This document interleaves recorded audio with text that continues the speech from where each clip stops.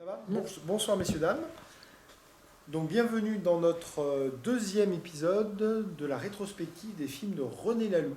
Donc ce soir nous allons vous présenter, donc c'est l'association de Limoux Des mots pour rêver qui vous présente Les Maîtres du temps. Voilà. Alors Les Maîtres du temps, c'est comme d'habitude chez René Laloux, la rencontre de l'univers d'un auteur de science-fiction et d'un grand dessinateur, Jean Giraud Moebius. Et c'est un film qui date de 1981, qui vient d'être restauré et qui est distribué en salle par Tamassa. Alors, il faut savoir que René Laloux avait à l'époque un projet d'adapter tous les romans de Stéphane Vull, donc adapter 19 films de 52 minutes. Et donc il avait proposé au dessinateur de la revue Métal Hurlant, revue qui reparaît aujourd'hui, tous les 3 mois, d'adapter chacun, avec leur graphie, une nouvelle de Stéphane Vull. Voilà. Et aujourd'hui, ce projet n'a pas été au bout, puisqu'en fait, ce qu'on va voir, c'est le seul dessinateur de Métal Hurlant qui fait la couverture du numéro 1, c'est Jean Giraud Moebius, qui est donc le dessinateur graphiste principal du film qu'on voit ce soir. Eh bien, le projet verra le jour, mais en bande dessinée, des années plus tard, chez Ankama. On a effectivement une adaptation de Stéphane Vull. Alors, Stéphane Vull, c'est quelqu'un qui s'appelle Pierre Perrault, il est dentiste. Il est né en 1922, il nous quitte en 2003, il a toujours été dentiste, mais il a toujours eu la passion de l'imaginaire et il a créé un univers autour d'une douzaine de romans qu'il a écrits. Et effectivement, L'Orphelin de Perdide, c'est son 7e roman, qui date de 1958. On a la couverture, vous voyez, c'est le dessinateur, c'est une très belle collection chez De Noël, Présence du futur. Alors, Les Maîtres du temps est rajouté après, puisqu'en fait, je vous en parlerai, il y a, entre le film et le livre, il y a toute une différence, une divergence. Voilà, c'est vraiment pas une adaptation fidèle, et on en parlera après. Alors, ce qui est intéressant quand même, c'est qu'on puisse entendre, avec donc le conteur, le marcheur de plumes, on va entendre un passage de ce roman, L'Orphelin de Perdide. À toi de jouer.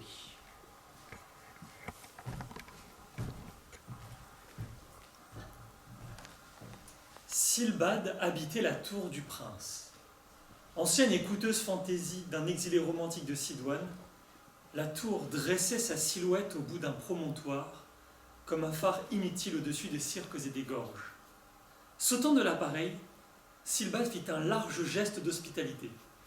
À sa main brillait une énorme émeraude. Il guida ses autres entre les colonnades de l'entrée. Ça et là, les dalles d'or du hall s'étaient disjointes sous la poussée des plantes vertes. Au centre, la vasque où bouillonnait une eau, loin captée, semblait une coupe entre des doigts ivres. Son trop-plein coulait de côté, serpentait en oblique et se perdait sous une plinthe de marbre. Les voyageurs furent accueillis par les cris des perruches nichant en liberté sous les chapiteaux. Simbad les entraîna plus loin. À sa suite, ils grimpèrent 5 marches et débouchèrent sur la terrasse couverte où il avait élu domicile. Là étaient sa couche, sa table et son vieux poêle, dont il usait à loisir sans souci de la pile qui durera bien autant que moi, disait-il. Il traita ses hôtes selon ses moyens, à la fois simples et magnifiques, nappa la table de bois d'une pourpre mordorée, vieux rideau qu'il avait soustrait au baie du premier étage, mais qui portait encore, entrelacés, les initiales d'un varlet d'empire, avec le semis d'étoiles, le frame et la licorne. Il disposa une vaisselle splendide et dépareillée, posant un rince-doigt là où il manquait un verre, mangeant lui-même dans un cul d'amphore en guise d'assiette, mais découpant les viandes avec un poignard de cour à manche d'ivoire. Il leur servit des perruches rôties saupoudrées de pollen et de gros fruits au parfum lourd.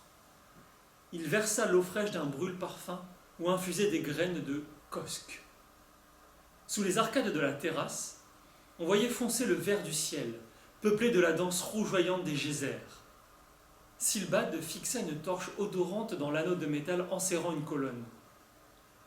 La nuit ne tombe jamais tout à fait sur cette partie de Devil-Bol, expliqua le vieux. Ce n'est qu'un crépuscule d'une dizaine d'heures avant la renaissance du jour.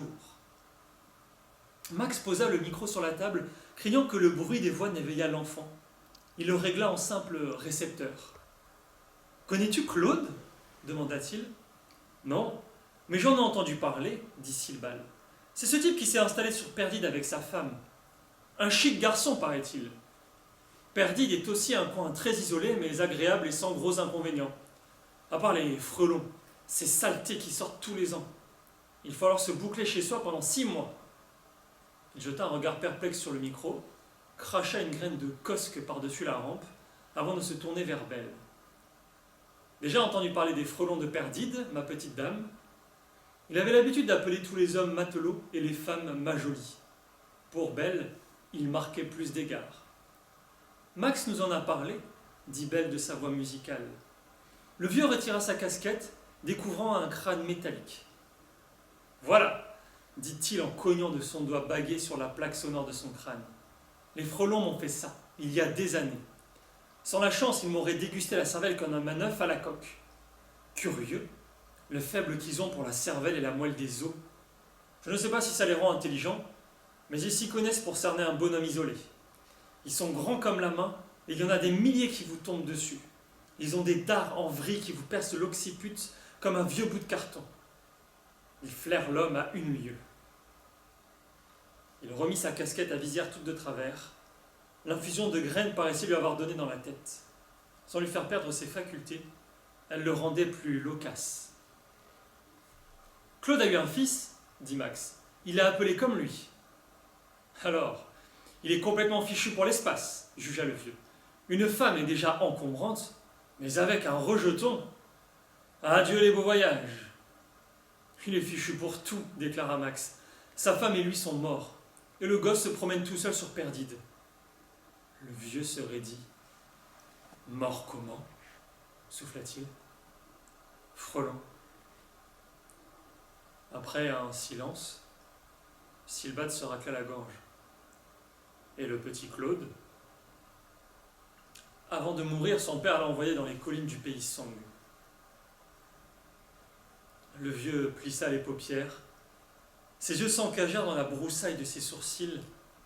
Il dit lentement. Je vois. Raconte. Max reprit toute l'histoire. Il ignorait la façon dont les choses avaient commencé. Le premier appel de Claude ne donnait pas de détails. Sans doute trompé par une saison précoce, avait-il laissé sa maison ouverte pendant l'envol des essaims. Était-il très malade? Dans sa hâte, il en avait à peine parlé. Mais Max et Silbad connaissaient bien les fièvres de Perdide. Et l'ultime défaillance du mort laissait soupçonner un accès. En tout cas, les faits étaient là. Pourquoi ce micro demanda Silbad en désignant l'objet. C'est un nouveau modèle. Le dernier cri de la marque d'Epsilon, dit Max. Je ne pense pas qu'ils aient progressé depuis avec leur guerre civile. Ces micros sont subspatiens. Avec eux, le son va plus vite que la lumière. Les communications sont pratiquement instantanées à n'importe quelle distance. Tu sais que j'avais rendu un grand service à Claude et que nous étions très liés. Il a tenu à m'en donner un. Il craignait pour moi les dangers de mon voyage aux mines de Lambda-7. À la moindre difficulté, tu m'appelles, disait-il. J'ai accepté pour lui faire plaisir, mais c'est lui qui a eu besoin d'aide. Le vieux vida son verre d'un coup. Il demanda. J'ignore les ressources de ton grand Max. Tu comptes atteindre Perdide en combien de mois? En 2 mois. Le vieux siffla d'un air sceptique. Écoute, dit Max, je suis heureux de te revoir, mais j'ai stoppé sur Devil Ball pour d'autres raisons. Elle sera en aphélie dans 3 jours, c'est-à-dire en position idéale pour un envol vers Gamma 10. Là, j'attendrai 1 semaine le passage de la comète bleue. En serrant au plus près le champ de cette comète, j'atteindrai la vitesse voulue. Tu vas te brûler les ailes, papillon. Max eut un rire confiant. Si je comprends bien, dit Silbad, il faudra quelqu'un au micro pendant 2 mois. C'est un boulot pas commode. Vous ne serez pas de trop, toi et tes 2 matelots. Surtout que ces matelots ne connaissent pas grand-chose à Perdide, pas vrai? Il hésita. Je pars avec vous. Max le prit par l'épaule. Je n'osais pas te le demander, dit-il d'une voix chaude. Martin dormait la tête sur la table. Belle s'était assise à la balustrade. Sa silhouette se découpait sur un ciel vert sombre. En bas, les gorges noires enchassaient une immense étendue d'eau plane qui reflétait ce ciel. si bien qu'on avait la vertigineuse sensation d'être suspendu entre deux infinis. Les chasseurs continuaient leur fête de lumière. Sildbad vint s'accouder près de Belle. Il contempla le paysage avec passion et cracha encore une graine, puis il dit à mi-voix : « Garce, garce, ma belle garce. » D'abord surprise, Belle tourna un regard vers Max. Celui-ci mit un doigt sur ses lèvres, et la jeune femme comprit que le vieux s'adressait à Devil Ball. Sildbad ayant insisté pour monter la garde au micro, les voyageurs couchèrent dans une salle vide du premier étage. Bercés par le chant des fontaines et l'ombre dansante des feuilles de pandan, ils dormirent enroulés dans les brocarts et les tapisseries tombées des linteaux. Parler de René Laloux, qui nous a quittés en 2004. René Laloux, c'est quelqu'un qui est autodidacte, qui a quitté l'école très tôt, à 14 ans. Il était sculpteur sur bois, il a pris des cours de peinture, et il s'est tout de suite passionné pour le dessin et aussi le théâtre. À savoir qu'il a travaillé les pièces de Jarry, Molière et Anouilh. Il a travaillé chez un marionnettiste, Yves Joly, et il a beaucoup vu de films, les films de Chaplin, les films de Tex Avery. Il a travaillé à la clinique de Laborde, il était moniteur, et il a travaillé au début sur ce qu'on appelle le cinéma un peu expérimental. Et l'histoire de Laloux, c'est des rencontres avec Topor, des rencontres avec Moebius, l'univers de Stéphane Vull qu'il adapte. Et il termine sa carrière en beauté, après avoir galéré quand même pour monter un certain nombre de films. Il va y avoir 3 grands films d'animation qui ressortent en ce moment. Et il finit directeur du département de l'imagerie numérique au centre de la bande dessinée d'Angoulême. Voilà. Alors, Laloux disait dans un documentaire de Florence Deman qu'il a eu 3 faits qui sont passés sur son berceau: la Révolution de 1917, son stage psychiatrie à Laborde et la rencontre avec Topor. Voilà. Donc effectivement, il a rencontré des gens comme Ouri et Guattari, pour qui l'art peut être thérapeutique. Et ça, c'était les premiers courts-métrages de Topor, enfin de Laloux, sont faits avec Topor et aussi avec des gens qui sont placés dans cette institution, qui est dans le courant de l'antipsychiatrie. Et pour René Laloux, le vrai cinéma, comme il l'a dit dans un livre qui est malheureusement épuisé, 100 ans de cinéma d'animation, c'est Dessins qui bougent, Laloux martèle que finalement, le vrai cinéma, l'essence du cinéma, c'est dans le film d'animation. Avec l'idée qu'il est important de faire tout le contraire de ce qui se passe chez Marvel et Disney souvent. C'est l'art de la suggestion et la qualité du graphisme qui l'emporte, on va le voir aussi ici, sur la qualité du mouvement. Alors, René Laloux était peintre aussi, vous voyez un de ses tableaux, un peu surréaliste. Le premier court-métrage en 60, c'est Les Dents du singe, qu'il a fait à Laborde, justement. Avec Topor, effectivement, il a une espèce de trilogie sur la bêtise volontaire des gens.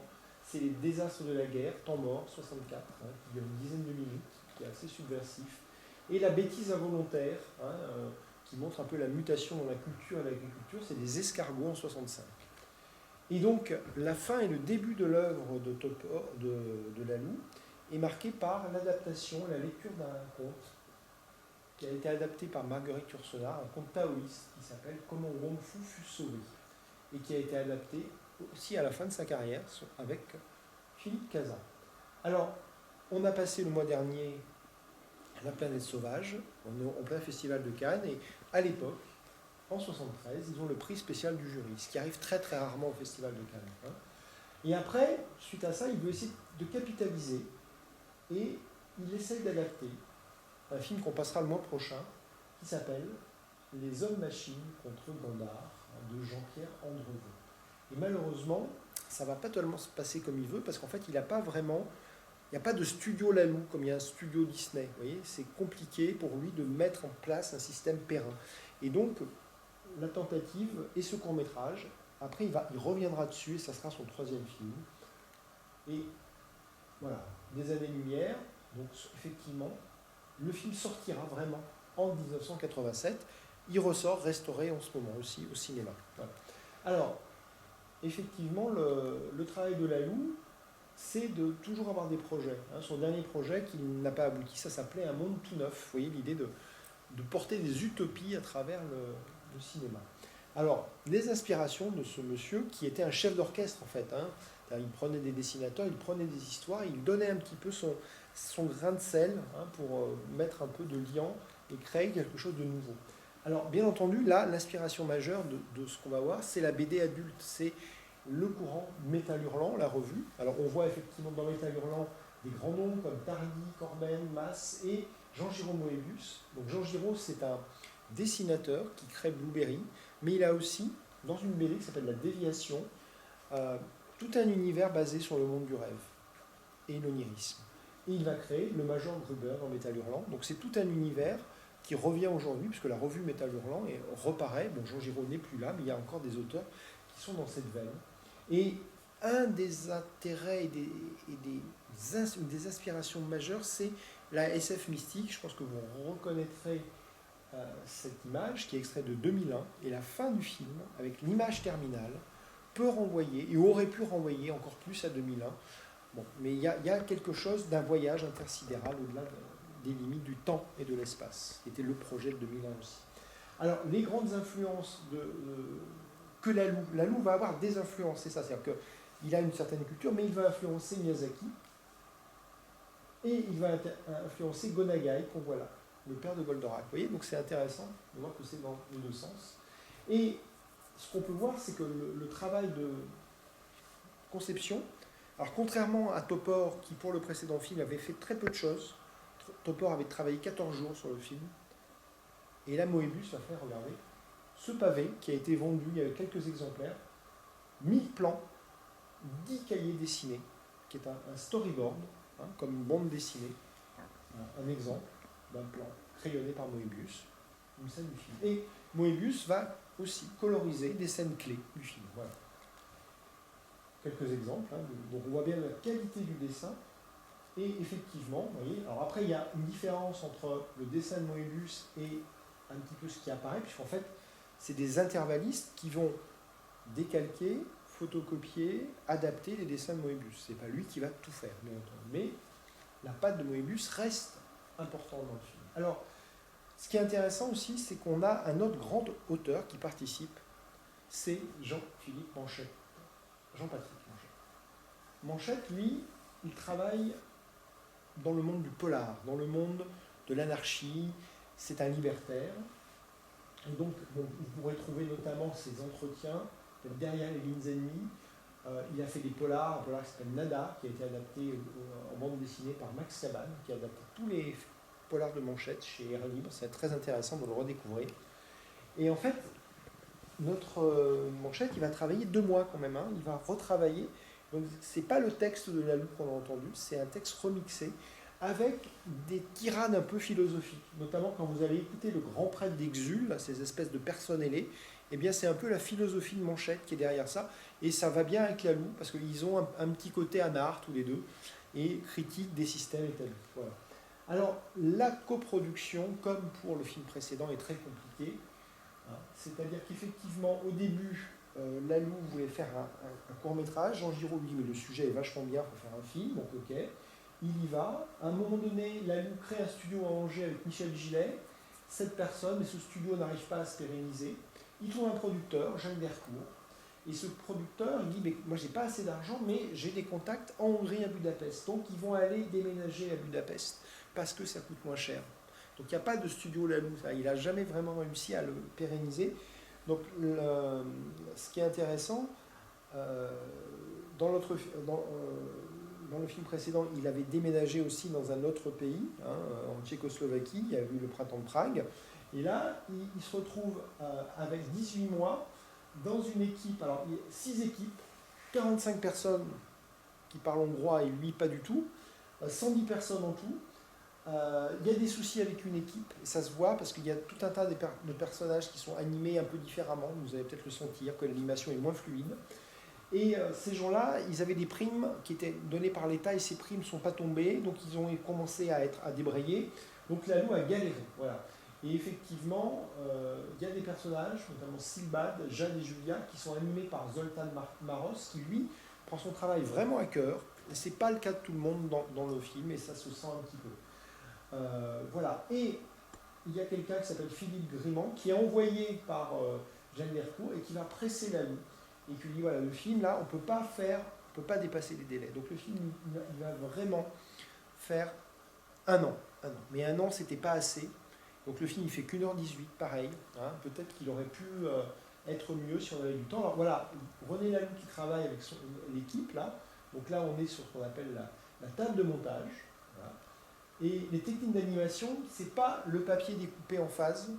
Il est obligé de prendre le celluloïd. Le celluloïd, c'est du plastique, on dessine à la gouache sur du plastique transparent. Donc c'est ce que font les films Disney. Donc il y a eu entre 1200 décors, 70 000 cellulos, et Laloux aurait aimé avoir cet aspect peinture hein, qu'on perd avec le celluloïd. Il aurait aimé l'avoir sur les gros plans, mais il n'y avait pas assez de temps.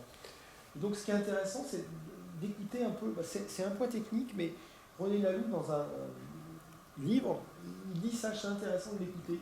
Il dit, moi je déteste ce cellulo, j'ai une haine profonde pour cette gouache plate qui couvre une matière aussi ingrate que le plastique. Ça m'a perturbé, ne serait-ce que pour transposer les couleurs de Moebius. Moebius, il fait très effet, les couleurs à l'encre sur le papier, c'est très difficile de transposer ça sur du cellulo. Et pour lui, c'est très compliqué. Hein. Alors, il dit qu'on a quand même réussi à trouver quelque chose, hein, mais c'est vrai que du coup, il n'est pas totalement satisfait des résultats non plus. Voilà. Alors, ce qui est intéressant, vous voyez, on voit un des métiers de l'animation, c'est une traceuse tchèque, enfin, qui va décalquer à l'encre de Chine le crayonné de l'animateur sur le cellulo avec un stylo. Donc elle a des mitaines pour éviter des traces de doigts. Et après, on a des coloristes qui travaillent à la gouache. Voilà. Hein, le travail, c'est un travail très minutieux, d'où l'idée que voilà, il y a eu quand même entre 45 et 100 personnes qui ont travaillé sur... Il y a des gens qui sont spécialisés sur un personnage. Et après, on a utilisé la rotoscopie pour la séance de nage, où Belle et Jaffar nagent. Donc c'est des acteurs qui nagent, et on a collé le mouvement par infographie. Hein, ça se fait beaucoup maintenant, on l'a fait, Ralph Bakshi l'a fait aussi. Voilà. Et là, on a une séance, la caméra banc-titre qui apparaît, hein, c'est cette caméra, où l'opérateur change le cellulo selon les indications de la feuille qui est donnée. Voilà. Donc c'est tout un travail qui est très très minutieux, qui fait que voilà, ça prend un certain temps. Alors, ce film, c'est aussi un univers sonore. La bande-son sortie, alors effectivement, il y a plein de gens qui ont travaillé dessus. Vous allez entendre ce qu'on appelle des paysages sonores, c'était revendiqué tel quel à l'époque. Donc Laloux, au début, il voulait Brian Eno. Brian Eno, c'est un mec qui a travaillé, qui est très connu dans la nuit de la musique, mais là, il était dans un ashram en méditation, donc il n'a pas pu venir travailler. Donc, il trouve des gens qui sont dans ce qu'on appelle le courant post-expérimental, le courant de Schaffer dans la musique moderne. Donc on a deux personnages, Tardy et Zanesi, qui vont faire des plages sonores et qui vont travailler sur ce qu'on appellerait aujourd'hui le sound design, c'est-à-dire des effets ponctuels, du bruitage. Et par exemple, à un moment donné, le magma qu'on va entendre dans la planète, ben, c'est un chœur folklorique du pays de Galles, hein, qui va... Donc, et la marche des ouin-ouin aussi. On va avoir des chansons de Pierre Bourter et une très belle mélodie. Voilà, donc c'est une ambiance sonore qui est très psychédélique, très variée. Et ce film a beaucoup de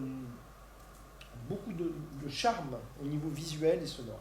Et ce qu'il faut noter, c'est que pour l'époque, il y a eu tout un merchandising, c'est-à-dire que les humanoïdes associés, donc, qui étaient très populaires à l'époque, parce que Métal Hurlant se vendait très très bien, eh bien, ils ont fait des produits dérivés, un album spécial d'après les storyboards du film, une cassette vidéo, des petits personnages. Donc ce film, quelque part, a eu pas mal de succès. Il faut aussi dire qu'on a par exemple Alain Cuny qui va jouer Xul, qui est une espèce de grand prêtre. On a François Chaumet qui donne la voix à un robot. On a Jean Valmont qui fait Jaffar, Sadi Rebo qui donne sa voix à Claude. Donc effectivement, tout un univers de gens qu'on a l'habitude d'entendre. Hein, voilà, donc je vous propose de regarder le film et après on se retrouve pour discuter sur le parcours des personnages, essayer de comprendre ce film qui est un très beau paradoxe spatio-temporel. Je vous invite à essayer de vous poser la question de quand est-ce que se passent les images que vous voyez, quelle est la logique chronologique du film, et qu'est-ce que signifie le dernier plan. Un dernier plan qui reste une énigme, qui est à peu près du niveau du dernier plan de 2001, l'Odyssée de l'espace. Voilà, bonne projection, à tout à l'heure. Voilà, donc, une fois n'est pas coutume, on va vous offrir un petit bonus. On va filmer la fin de la séance, c'est-à-dire après la discussion avec le public, on a vu comme d'habitude les différents personnages, on a posé des petites questions, la différence entre le roman et l'adaptation. Bon, on voit que ce film est un film beaucoup plus riche que le roman de Stephen Bull, qui l'amène vers un sens beaucoup plus complexe, et on va essayer de voir, même si Laloux se défiait de faire des contes, mais l'air de rien, voilà, si on oublie le conte de fées, il y a quand même des petits personnages, on l'a vu, les petits gnomes qui sont dans l'univers un peu de la féerie, quand même, l'air de rien. Et il y a, comme disait Jodorowsky, l'idée qu'on peut tirer une leçon peut-être de sagesse de cette histoire. Et le plan final pose vraiment des questions. Alors, suite à la discussion qu'on a eue là, je vous propose une petite conclusion sur la séance. Alors, pour revenir à ça, revenons au projet de Manchette. Manchette a proposé, en plus des dialogues, une fin alternative. Et Manchette, qui a l'habitude d'écrire des scénarios, a dit, voilà, moi je pensais qu'on pouvait faire une fin un peu à la 2001. C'est-à-dire, l'histoire des humains se terminait, le héros et l'héroïne partaient ensemble. Donc ce film joue sur, effectivement, des rapports de couple totalement dysfonctionnels. C'est-à-dire qu'une famille est détruite, la famille du petit garçon, une histoire d'amour entre la princesse Belle et puis le prince part en vrac, parce qu'elle se rend compte que l'homme qu'elle aime est un fourbe, est un égoïste, et il n'y a pas d'histoire d'amour, on voit la scène de la nage, mais il n'y a pas de... Voilà, on est quelque chose d'assez finalement mortifère sur la question de la filiation, sur la famille. Et donc, ce qui est intéressant, c'est qu'il y avait l'idée d'une mutation, parce qu'à un moment donné, on entend bien qu'il y a des Yulia disent on est issu d'une fleur, donc c'est des gnomes, c'est des élémentaux, ils vont muter vers quelque chose. Et Manchette voulait amener ça. Donc ils devenaient des créatures de l'espace capables de vivre dans le vide. C'est-à-dire, et là il y avait la référence au Foetus Astral de 2001. Voilà. Et c'était dans l'idée qu'il y a beaucoup de choses à voir dans l'univers, on reviendra peut-être un jour. Donc cette fin n'a pas été mise en image, peut-être parce que René Laloux, aussi on l'a vu quand on a expliqué la production, au lieu d'avoir un développement sur 2 ans, il a été pressé de terminer. Et donc cette fin... Et donc qu'est-ce qu'on a à la fin? On a ce plan, cette espèce de plan qui est une espèce de travelling arrière où on dévoile une forme géométrique. Et cette forme géométrique répond peut-être à ce que voulait faire Manchette, mais répond différemment. Alors, cette fin paradoxale, effectivement, elle est intéressante puisqu'on est dans le paradoxe spatio-temporel.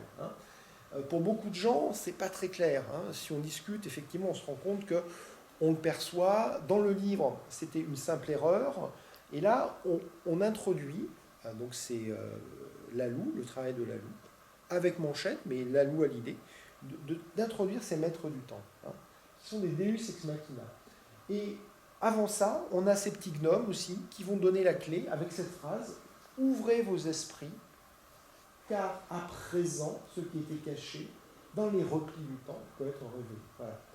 Alors voilà, ce qui est intéressant, vous avez bien compris que ces maîtres du temps, ils projettent une planète 60 ans dans le passé pour la coloniser. C'est une espèce de façon d'annexer des mondes. Alors, on a bien vu que la fameuse planète Perdite, c'est une planète un peu sauvage, c'est pas du tout paradisiaque.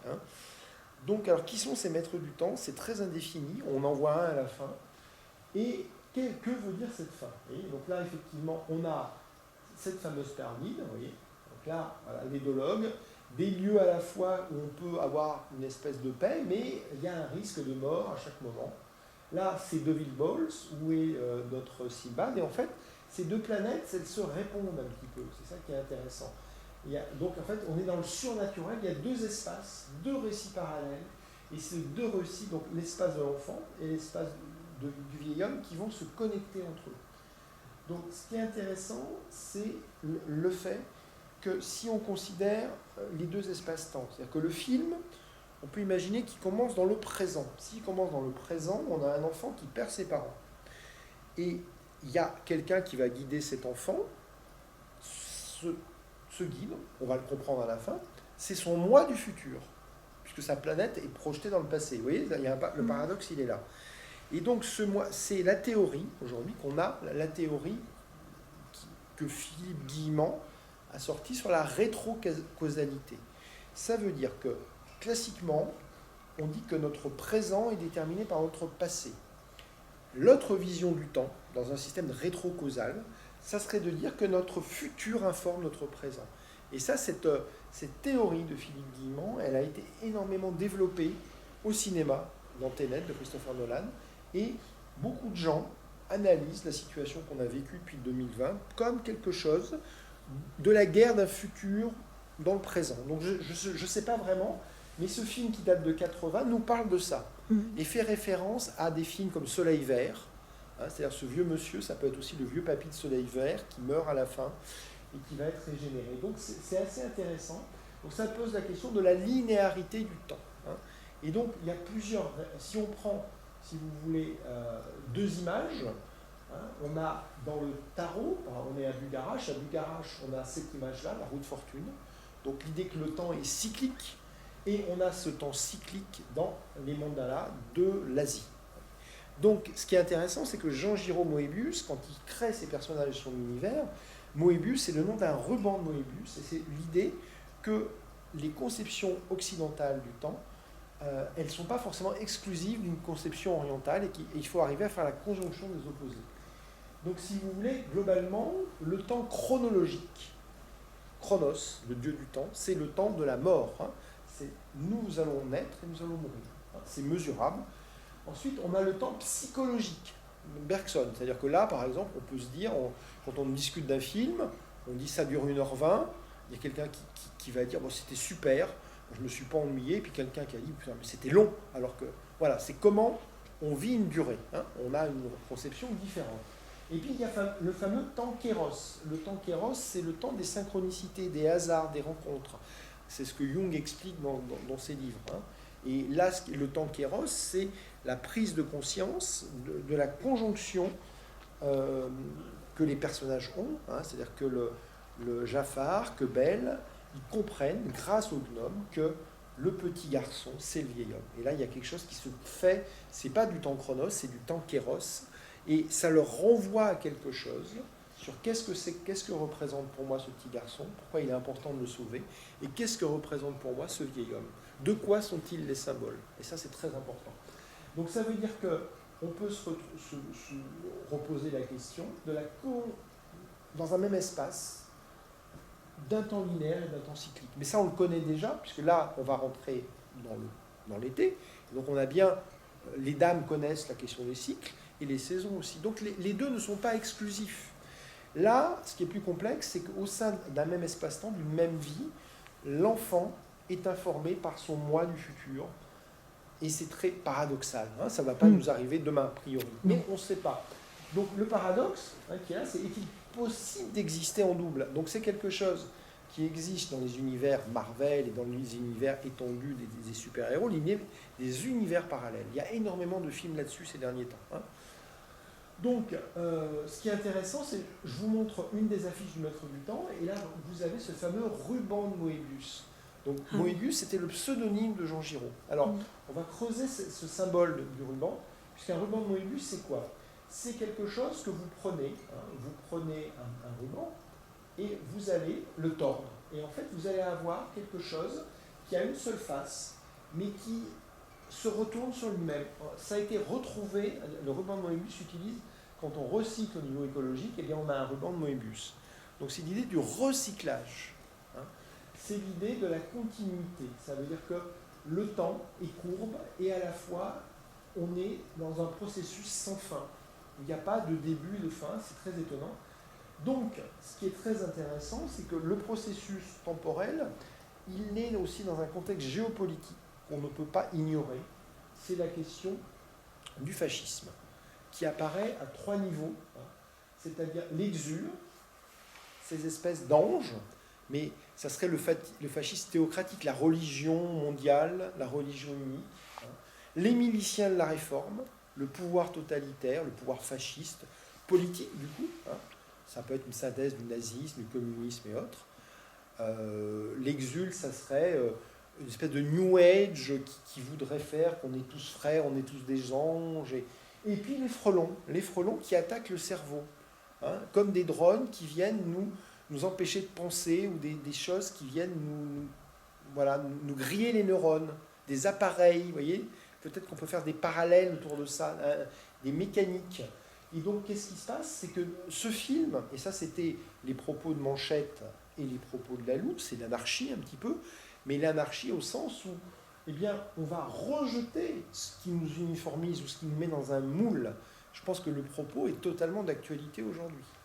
Que ce film, s'il ressort maintenant, 82, 82, c'est le moment où, en politique en France, on a 81, un autre monde est possible, et puis 83, la bascule.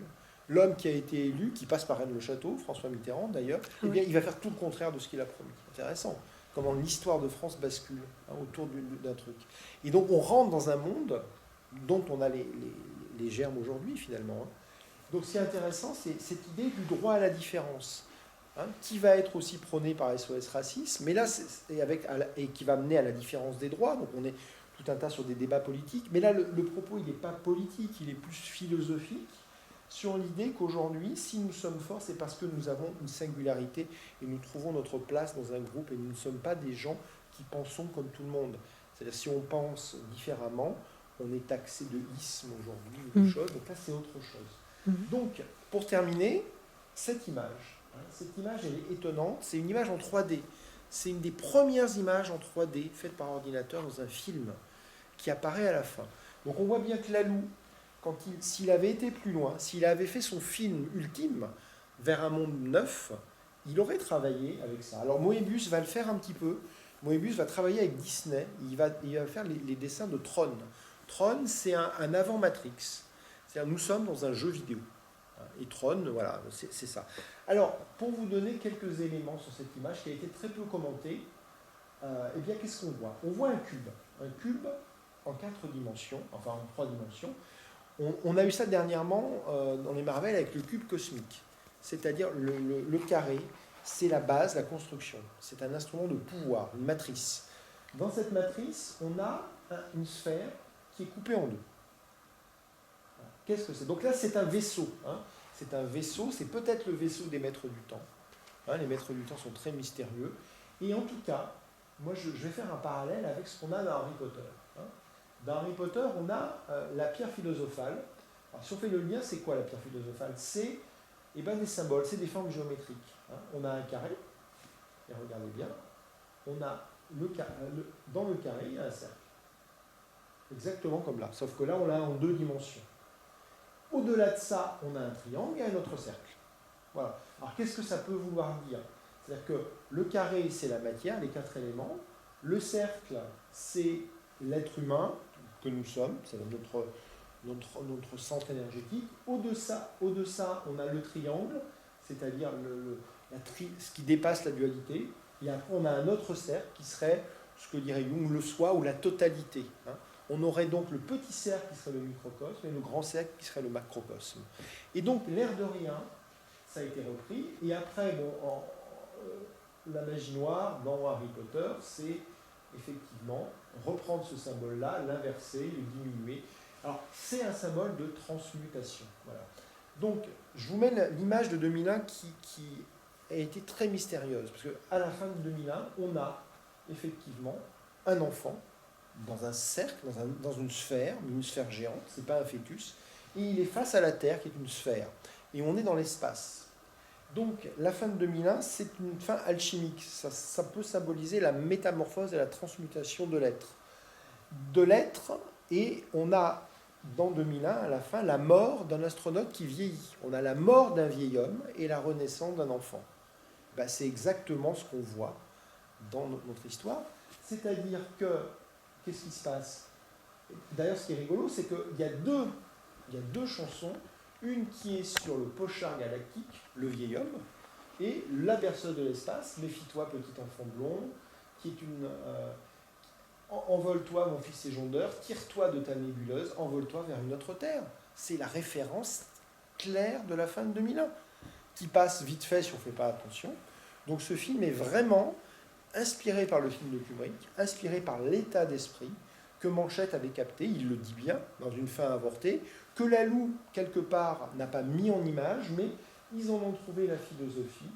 Et donc cette philosophie, si je devais la résumer, c'est un essai, c'est de dire que finalement, dans un travail de remise en question de soi, pour sortir de l'uniformité, de la pensée dominante, du conditionnement, l'être humain doit tuer en lui le vieil homme. Le vieil homme, c'est la pensée pure, c'est l'intellect, c'est toute cette intellectualité, tous ces philosophes qui réagissent juste dans le mental pour se renouer, et ça on l'a vu dans plusieurs ciné-contes, à ce qu'on appelle l'enfant intérieur. C'est-à-dire retrouver en nous quel est cet enfant qui n'est pas l'enfant bête, mais qui est capable d'émotion, d'inventivité, de créativité. Donc ce film-là, c'est logique que, effectivement, Moebius, donc, tout le travail de dessin et d'analyse a été, à travers la bande dessinée, de se reconnecter en son enfant intérieur. Il l'a montré, notamment avec le Jardin d'Édéna, qui est une œuvre magnifique, qui est rééditée par Moebius Productions aujourd'hui. Voilà. Donc, terminer là-dessus, je pense que c'est intéressant, puisque ce film a un sens totalement symbolique, donc un paradoxe spatio-temporel et une métaphore alchimique sur la mort du vieil homme et la connexion à l'enfant intérieur, qui est un concept de psychanalyse jungienne, mais qui est très pratique et conscient aujourd'hui, puisqu'en fait, les sociétés qui sont des sociétés mentalistes, qui sont des sociétés binaires, qui sont des sociétés numériques, vont vers le fascisme. Voilà. Donc c'est important de le dire aujourd'hui, et de se dire que voilà, aujourd'hui, on est appelé à cultiver notre différence, notre créativité, et c'est tout le propos du travail qu'on fait dans les contes de fées. Voilà, donc pour ceux qui veulent en savoir plus, nous avons un Facebook, Les mots pour rêver, un Facebook, Les miroirs du conte, et des ateliers réguliers de contes, et un ciné-conte mensuel. Alors, vous dire qu'on termine cette trilogie le 27 juin avec le 3e grand film, et vous voyez qu'on va être dans la continuité de cette thématique de la dénonciation du fascisme, avec, vous voyez, cette image-là. Puisqu'en fait, Gandhar, les années-lumière, eh bien, c'est une variation sur un livre de Jean-Pierre Andrevon qui s'appelle Les hommes-machines contre Gandhar. Et donc, l'air de rien, quand vous verrez ça, vous verrez, si vous voyez les 3 films, que René Laloux a eu un propos politique, philosophique très important pour notre époque. Et on espère que plein de gens viendront voir ça. Merci, bonne soirée.